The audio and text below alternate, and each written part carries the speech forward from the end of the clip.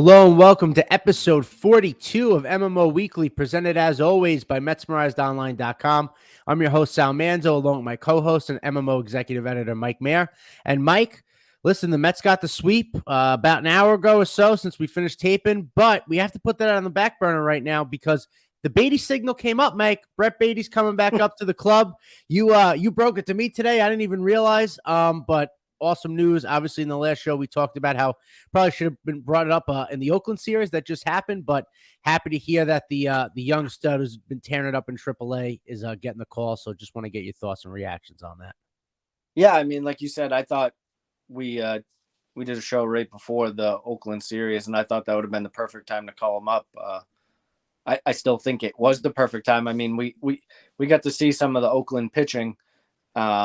Although the last couple of days, the starters did pretty good, but we got to see how that series started. And obviously that starting staff and bullpen is much easier to face from a hitter standpoint than going into Dustin May, Clayton Kershaw, and the rest of the Dodgers pitching staff that Baty will have to face. So, yeah, I mean, it's a good thing that he's up.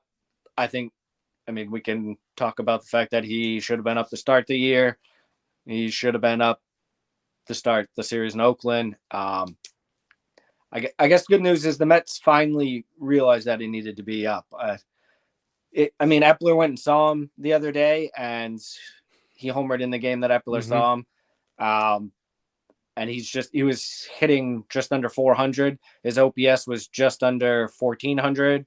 So, I mean, yeah, there was nothing else for him to show at the AAA level, at least from an offensive standpoint. And look, I mean, even with the Mets winning, sweeping the A's, like we're going to talk about quite a bit. I mean, the offense scored 17 runs in the first game. Granted, that was a lot of the Oakland pitching staff just having no idea what was going on. About 17 walks to that as well. 17 walks, yeah. When the other team walks you 17 times, you're probably going to score some runs.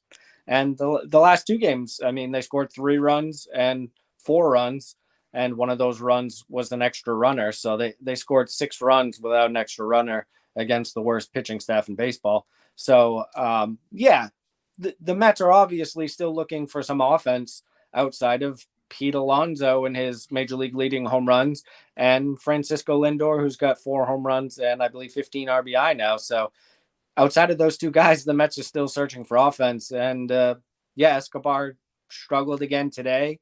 His only hit was kind of infield variety off the pitcher's glove. So, I mean, and he hit into a double play in a huge spot where sac fly would have just given them the lead. So, yeah, I think Baty's going to come in and he's going to provide them some offense at third that they've desperately been missing. There's still going to be some growing pains. I mean, we've seen it with Alvarez a little bit. He struggled at the plate, although he didn't get any hits to show for it today, but he had much better at bats today. Yep. He hit the ball hard. He had some long flyouts today, but he's looked pretty comfortable defensively and made a couple of key plays the last couple of days defensively. So he still helped the Mets win, and hopefully that's what we see from Baty, whether it's on offense or defense. Coming into the year that the big question with Baty was his defense, and he didn't look great there in his short stint with the Mets last year. Right. But I think he really improved not only this offseason, but when he was in camp, tirelessly working with all the Mets infield instructors. We've talked about this a lot, working as much as he can on those back fields and working with anyone he can between Reed Brignac, Eric Chavez, Joey Cora. I mean, all the coaches at his disposal to really work on his defense. And he's looked better in AAA. I mean, he's still not going to win a Gold Glove, but I think he's going to be a capable third baseman that makes most of the plays and is around average, which I think, I mean, honestly, when is the last time the Mets had an average defensive third baseman that started at third base a lot? I guess you can say, can say Todd Frazier, like when they had Frazier playing at third, but I mean, that's a really short stint, Sure. but Yeah. Escobar's been bad defensively since with the Mets. He's been better this year, but he was very bad last year. I mean, they had Wilmer Flores, J.D. Davis, Asdrubal Cabrera over there. I mean, Jose Reyes at the tail end of his career. So there's certainly not a high bar for defense at third Sure. base. So that shouldn't have been holding Baty back. And yeah, I think the Mets were kind of forced into this. I mean, we heard Epler talk about Nolan Arenado playing 300 Right. minor league games, Seasoning, as they say. endeavors, and there's these developmental stages that he needed to hit. And look, he didn't do that in 9 to 10 games. Epler can't tell us that with a straight face that he hit those in 9 to 10 games. The reality is that Baty is better than AAA pitching, and Escobar right now is just not good enough to hit major league pitching. So I think this is a big boost for the Mets offense. Obviously, I think it was the right thing to do. And I guess it remains to be seen just how much playing time he does get. Sure. It's different than Alvarez because obviously Alvarez is a catcher, and those guys are going to split roles anyway. Sure. No one's going to catch 90% of the games. Right. No one's going to catch 80% of the games. And with him being a rookie end, he was still coming off ankle surgery, so there was no expectation from the catch. But I mean, I do think he finally played back-to-back games today. Yeah. And like I said, that was the best game that he's had from an offensive standpoint, even without getting the hits, just the swings that he took. So I hope that the Mets realize that with Baty, this shouldn't be a platoon situation. He should just play every day. He's hit lefties well, actually, this year. His 2-homer game, both of those home runs came off a lefty earlier this year. So find Escobar other at-bats. There's going to be opportunity for Escobar. I mean, Canna's not hitting right now. Vogelback's getting on base, but he isn't showing any power.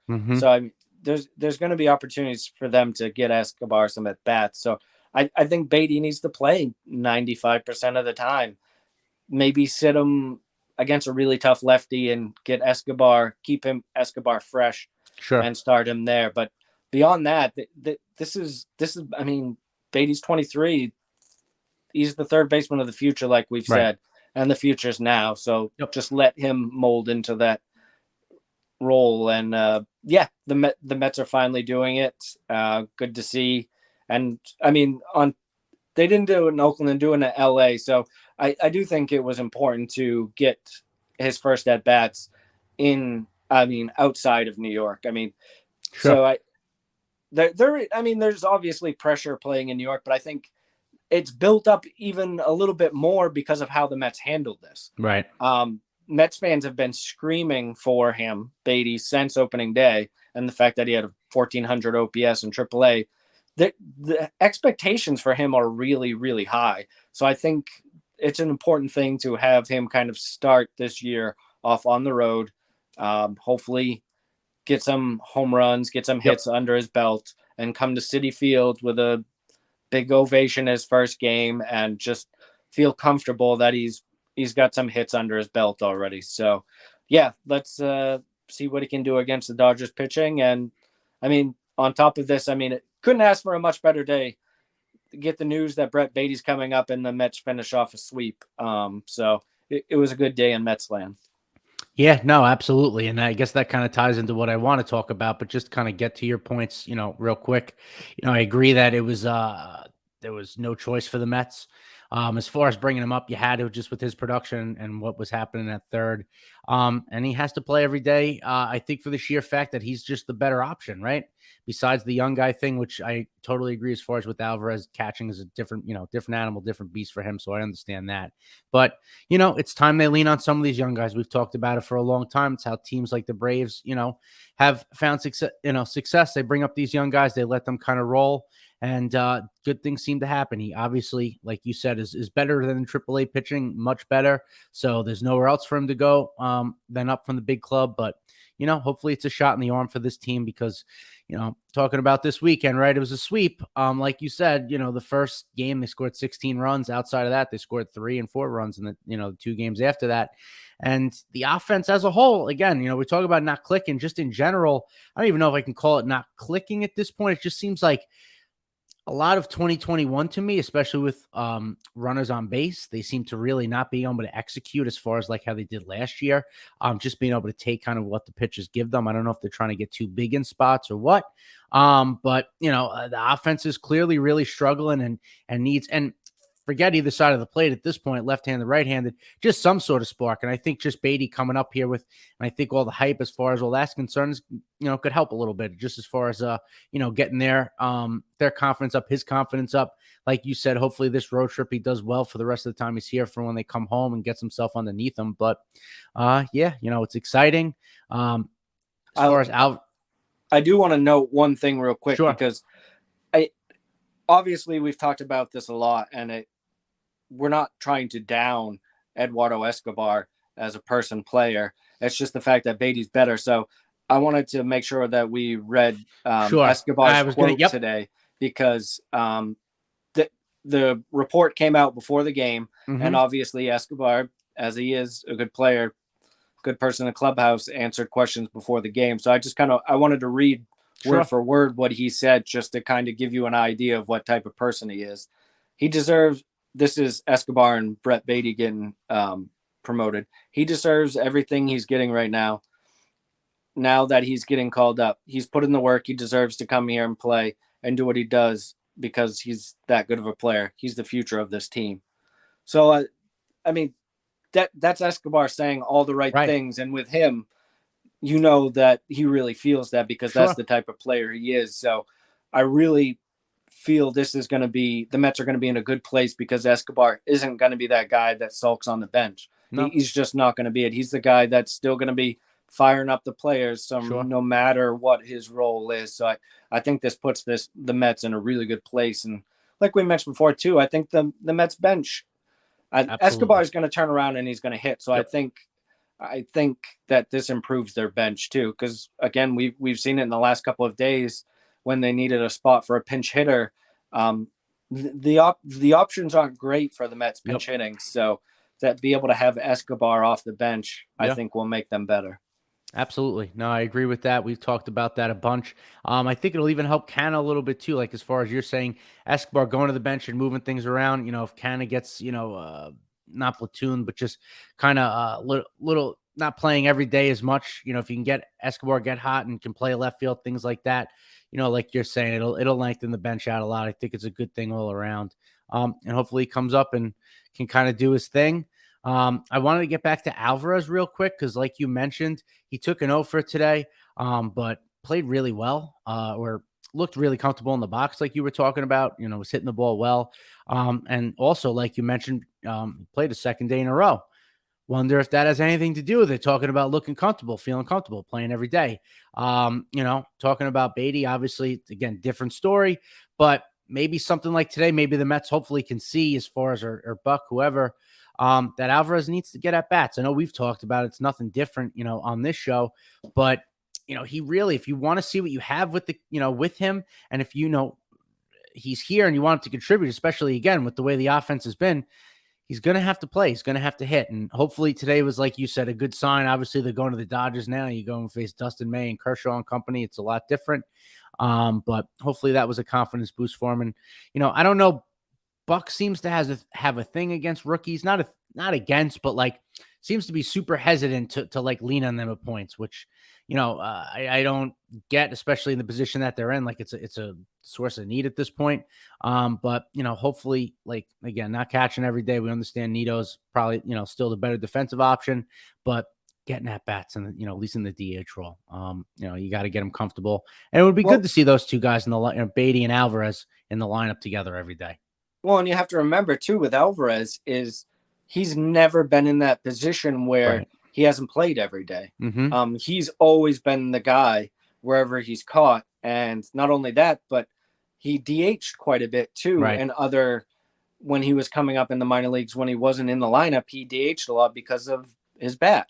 So to just say, oh, all of a sudden it's a 50-50 split and he's going to play some. Right. I don't know how you expect a young player to shift and adjust to that. That's not the type of adjustments you would want the young player needing to make is for less playing time. That's a developmental issue. Yeah. And that's not something you want to deal with. So I think getting him in there, playing him, he had 3, I just looked it up. He had 3 hard hit balls today, which, I mean, when you do that, typically you're going to have a couple of hits. It didn't work that way today, but he did move a runner over. He got the extra runner over to third that ended up being the winning run. Right. And Pete Alonso mentioned that in his post game too. So yeah, I mean, he'll probably get the day off tomorrow, coming off playing 2 days in a row, and then right back at it facing Kershaw, and hopefully play the last 2 games of that series. I think that's what you have to plan on going ahead. 3-game series. You pick out a spot for Nido, which game he's going to catch, and then the other 2 is Alvarez.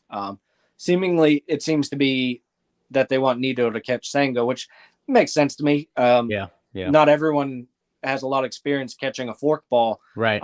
Not saying that Nido does, but he's obviously the better defender, and it's a tough pitch to catch. It just is. It's a lot of blocking, and we know from the baseball savant stats that Nido's one of the best blockers in the game. So that just makes sense that we see Nido essentially be Senga's personal catcher. Right. And then from there, Alvarez starts most of the games. I think that's what it should be going forward. So yeah, a lot of good things that happened today, which I think we can jump into now. I think we pretty much put a bow on the fact that Baty's here and needs to play, and I think that's pretty much understood. I guess the question, you'll see where he bats in the lineup, but I'm sure it'll be down in the lineup. But so let's think about that. The fact that most of the year, 7, 8, 9 has been some combination of Escobar, Nido, and Guillorme or Vogelback, whoever they're hitting 7th. And now you have Baty and Alvarez in those 2 spots. And that certainly, I mean, we have to yet to see them hit in the big leagues, but that's certainly a lot more potential, especially from power side, than the Mets have had in the bottom of the lineup. And that's really been the weak spot there. Like we talked about with a guy like Vogelback and even McNeil before this series had been getting on base, but the bottom no one in that bottom half of the lineup was driving them in because no one is showing any extra base hit power, even if they did get hits, which were few and far between. So just the fact that you have to believe that the back end of that lineup is going to improve there, which is great because you start getting those guys in on base, and then you have them set up for Alonso and Lindor and Marte and Nimmo at the top of the lineup. And that's kind of where you hope the offense starts taking off a little bit once you get deeper into the lineup. Yeah. And, obviously McNeil had a really rough series. Hasn't had a great start to the year in general. We thought he's walking a ton, which is great. But he's a guy that obviously once he gets going is going to be huge. Nimmo continues, number wise seems to be struggling, but again, still putting together like good at bats, competitive at bats. Had 2 tremendous catches in the field today.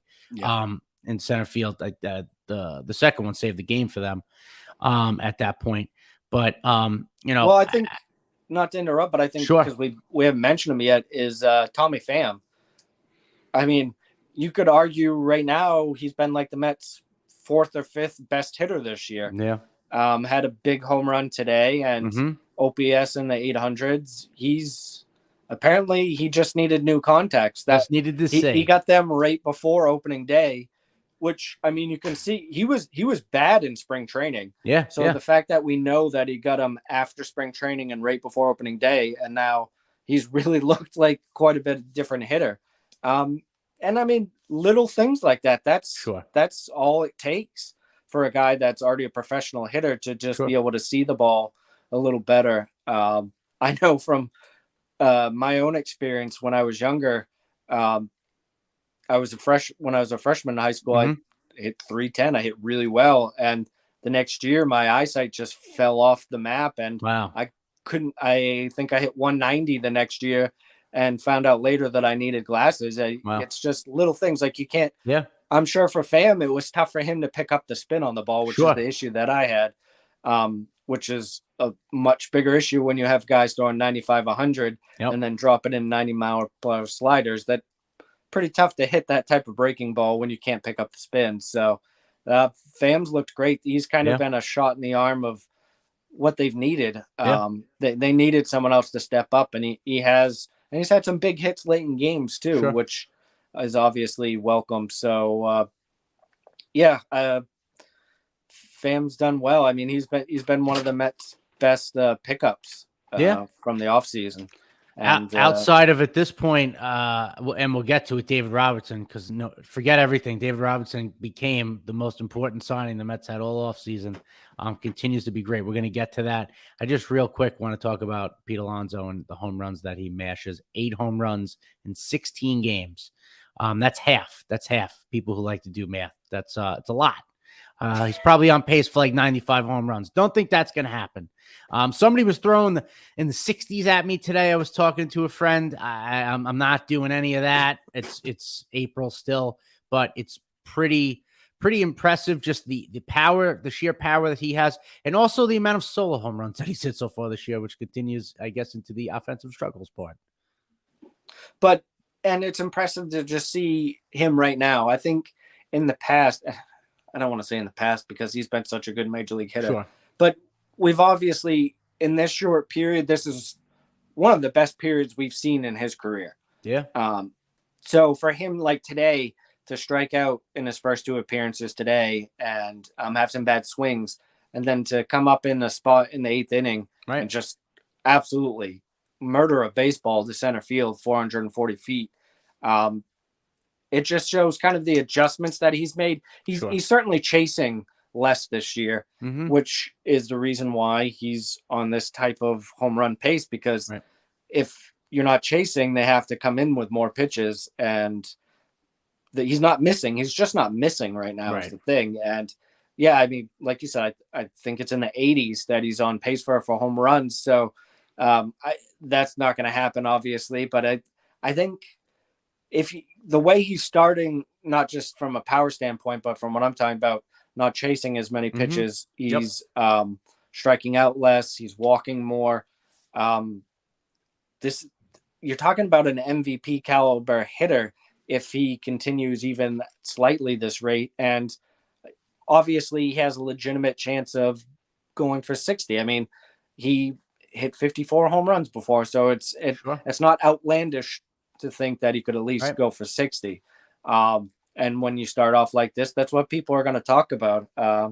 And we mentioned a little bit, I mean, that would be a crazy thing just to happen in New York. I mean, we saw it last year with Judge with the American League record, but if it happened in back-to-back years, those guys chasing 60 home runs, that'd be pretty amazing. But yeah, I mean, eventually, I mean, he can't, like we said, he can't keep hitting home runs at this pace. So someone else is going to have to step up. And that's kind of what we've been talking about, is once he slows down, one of these other guys have to be able to step up and produce so that they can keep winning games. And with every home run, that price tag keeps going ka-ching, ka-ching, up and up. I've seen rumblings of that already. We've talked about it, obviously. As far as extending Alonso, it's a no-brainer. I don't know if he's one of those guys that's like, I don't talk during the season or whatever. I don't know if I would be one of those guys. If you want to throw millions and millions of dollars at me, I'll still talk to you during the season. But hopefully they are in communication with that and something gets done like in the near future, whatever that is, this season, whatever. Because clearly, like you said, MVP caliber, pace as far as the home run prowess, but overall he's just become a much more complete hitter, and one of the, like we talked about last week, I think he's top 3 power hitters in the game outside of Judge and Yordan Alvarez. So, hopefully that stuff gets done. But as far as the baseball is concerned, I did want to switch to the pitching side real quick. Obviously, Max Scherzer got his start scratched today. He was originally supposed to pitch today, and I think they said they're trying to push him back to Wednesday because scapula tightness or something. I don't know if that's code for we just wanted him to pitch against the Dodgers and not the A's. But either way, it worked out because your guy, Jose Butto, 5 innings pitched, 5 hits, an earned run, 4 walks, but 2 strikeouts. Obviously, it's against the A's. You take it all with a grain of salt, but a nice start for him. And I think that's a good sigh of release for Mets fans as far as, as the season continues. He's probably going to have to make a couple other starts, I would think, here and there.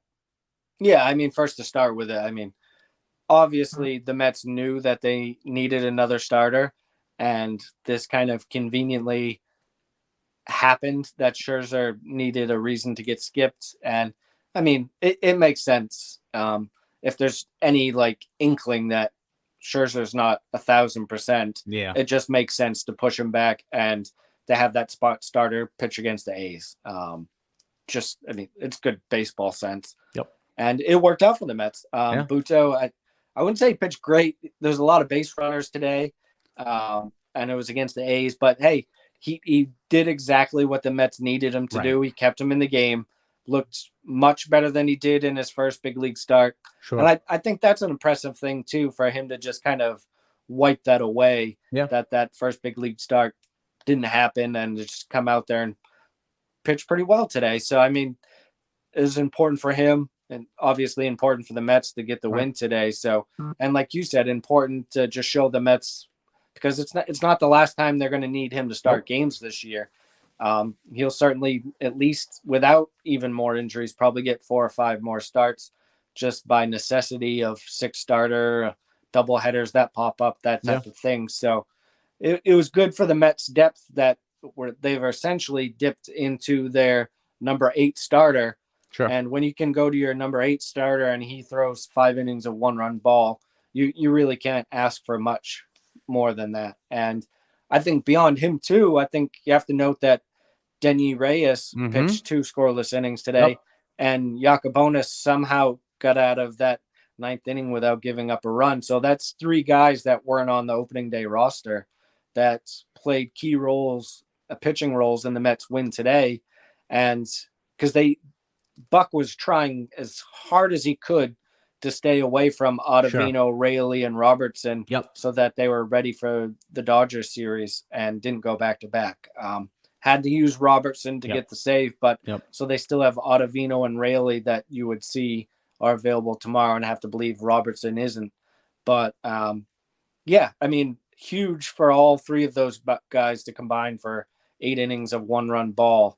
And that's the type of thing you need every once in a while. And I guess it worked out for the Mets in this instance that they were able to do it against the Oakland lineup that really isn't very good. So big pitching performances from those guys. And from Robertson too. I talk about back-to-back days saves early in the season. He hasn't given up an earned run yet. He hasn't even given up very many hard hit balls yet. Yeah. He looks fantastic, throwing a ton of strikes. You mentioned it earlier.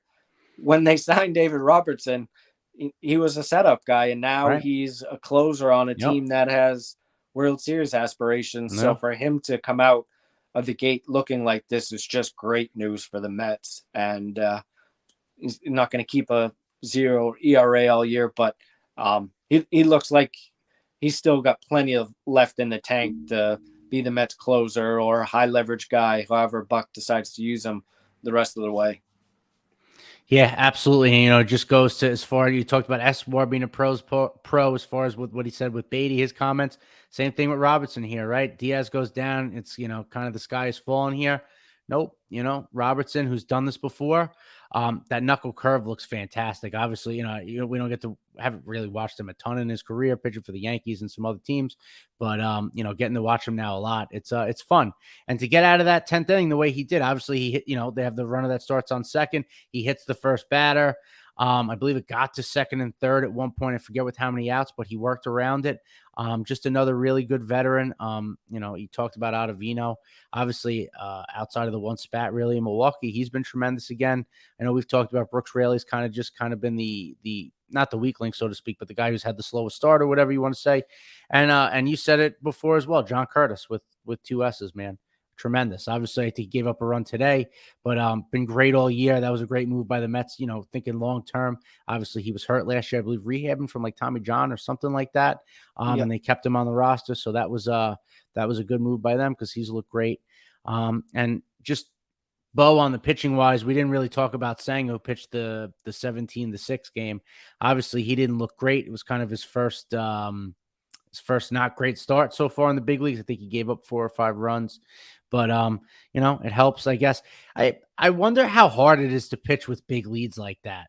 Obviously, it's good to have a 10-run leads, whatever it was, but I at points you wonder, like, because you're just trying to let your defense, I think, at that point do the work or whatever. I wonder how hard it can be, but I think there'll be some other starts from him like that. We've talked about it. I think it'll be a little up and down, but overall good weekend.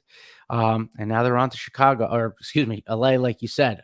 Much different animal with the Dodgers. I wouldn't say they're as were as touted as they were in the offseason as some years past, but I mean, they're still the Dodgers. They resurrected Jason Hayward because that's what they do. They're going to be a good team, so it should be a really good series. Outside of that, I wanted to cap things off, Mike. What? No, we have to talk about, and I purposely left him off earlier when I was talking about Dodger starters. We have to talk about the Wednesday matchup. The scheduled Wednesday matchup of Max Scherzer versus Noah Syndergaard making his debut against the Mets, because the last couple of times that he was supposed to face the Mets, he, for some reason, needed an extra day of rest. I wonder if they'll do the same. So it'll be interesting to see, because, like you talked about, sometimes the magic dust that they have in LA just turns guys around, and that hasn't really been the case so far with Syndergaard. Yeah. He's got a 5.63 ERA, more hits than innings. He does have a really good 17 strikeouts to 2 walks, but he hasn't been the same guy, because everyone just assumed him going out to LA that he was going to have his velocity back, and his last start he was mostly around 94. So it'll definitely be interesting to see him talk to the media and see if he ends up making that start against the Mets on Wednesday. Yeah, imagine 5 years ago you got in a time machine and told Mets fans that the matchup would be Noah Syndergaard versus Max Scherzer, and Max Scherzer would be pitching for the Mets in that matchup. Yeah, pretty wild still, right? Yeah, but we'll see. You wish the best for the guy, obviously, right? Just not for that start on Wednesday. Hopefully it doesn't go well still. But outside of that, I do want to pivot just, as far as minor league stuff goes. Obviously, we've talked a ton about Baty getting moved up getting called up to the big leagues, but just want to, hear if there's any guys in the Mets farm that have, stood out to you in the last few days, last week since we've been on, that you want to tell us about. Well, I mean, even though Alvarez and Baty aren't on that Syracuse roster anymore, Ronnie Mauricio and Mark Vientos are. Mauricio hit his 6th home run the other day. His OPS is very much over 1,100. He's looked terrific. He had, and the day he had his 6th home run, he also had 2 doubles. Wow. He's looked great. He just has offensively. His pitch selection's getting a little bit better too. He's laying off some pitches that he hadn't in the past, specifically off speed stuff that I've seen. And I also think one of the differences I've seen too, because his pitch selection issue wasn't just strikeouts. He actually didn't strike out at that high of a rate last year. What it did was he was making contact with pitches outside of the zone and weak flyouts, weak ground outs. I mean, so that's an issue too, because strikeouts or not, you don't want to make outs. Right. So I think kind of the difference between him and last year, besides taking some of those pitches, is he's a little bit stronger now too. And he's hitting those pitches with a little more authority. And that's going to turn into more hits. So, I mean, Mauricio, I don't think he can really force the Mets' hand, because obviously he's not going to play short. They're still not putting him at other positions. And now that Baty and Alvarez are up, I really don't see the Mets bringing up another rookie and kind of implementing him into the everyday roster. And that's what you would want to do with Mauricio. He is not a guy you want to bring up and play like halftime platoon at DH or something like that. Which brings me to Mark Vientos, who had 5 hits today, including 2 doubles and his 5th home run of the year. OPS over 1,100 again. he's had a great season. Yeah. The strikeouts are still there.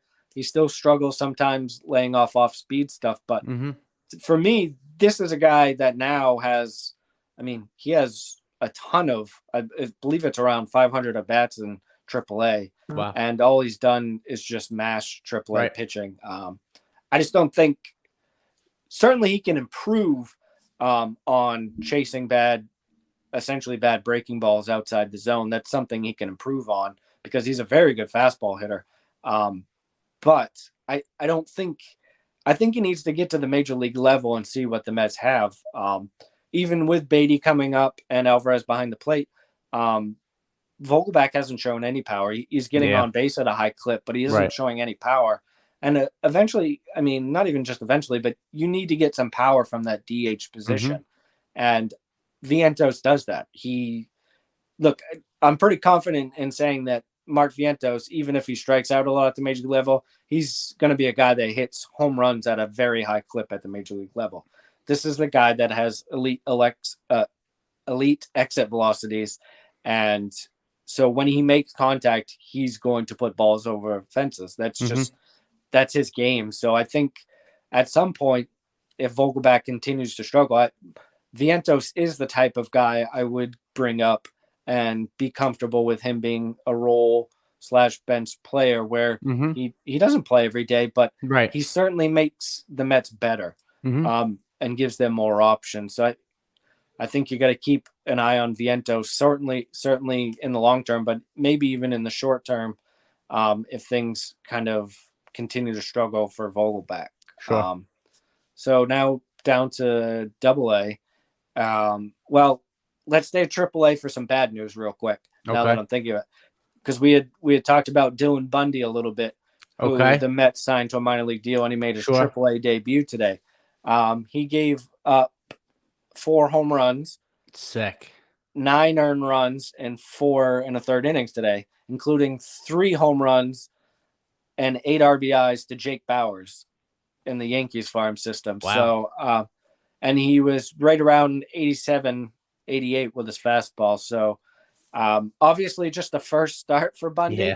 But also, so it makes that Buto start look even more important because essentially Bundy, if he pitched well there, he's the next guy on the depth chart for the Mets. I mean, that's why they signed him. Was for him to be that guy. So yeah, not a good start for Dylan Bundy. So down to AA, let's talk about some good pitching. Mike Vasil pitched today and looked fantastic. 2 innings, 2 perfect innings, 5 Ks. The Mets is the second start of the year, and they're doing a thing where they're kind of watching the innings of him and Blade Tidwell, who actually pitched today too in Brooklyn. He pitched 2 innings, 2 scoreless innings with 4 strikeouts. He looked very good too. Vasil was up to 98 today, and Tidwell was up to 97, and his slider looked really good. So no concerns there, Mets fans. If you see the box scores and they only pitch 2 innings, that's the Mets plan to kind of make sure they watch their innings this year. In Brooklyn too, we have to talk about Stanley Consuegra.